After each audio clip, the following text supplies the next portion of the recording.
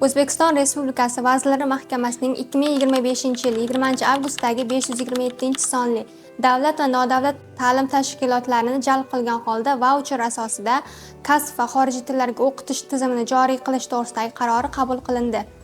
Qarorga muvofiq ishsiz va band bo'lmagan, rasmiy daromadi bo'lmagan fuqarolar, shuningdek kambag'al oilalar reyestrida turuvchi oilalarning ishsiz a'zolari hududiy kambag'allikni qisqartirish va bandlikka ko'maklashish bo'limlaridan vaucher oladi. Vaucherga ta'rif beradigan bo'lsak, bu talabgorning kasb, hunar yoki xorijiy tillarni o'qitish xarajatlarini qoplab berish hujjatidir.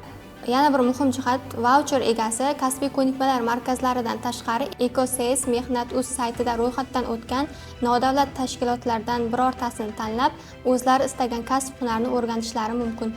Bugungi kunda eng talabgor 36 ta kasb va xorijiy tillar ro'yxati shakllantirilgan bo'lib, bular kran mashinisti, maishiy texnikalar chilangar yig'uvchisi, payvandlovchi, erkaklar sartaroshi, santexnik chilangar, avtokad dasturchisi, massajchi, ayollar sartaroshi, zargar, zamonaviy pardalar tikish kabi yo'nalishlar faoliyat ko'rsatmoqda. Qaror mezonlariga to'g'ri keladigan talabgorlarni hududiy bandlikka ko'maklashish bo'limlaridan vaucher olib, kasb-hunar o'rganishga chorlab qolamiz.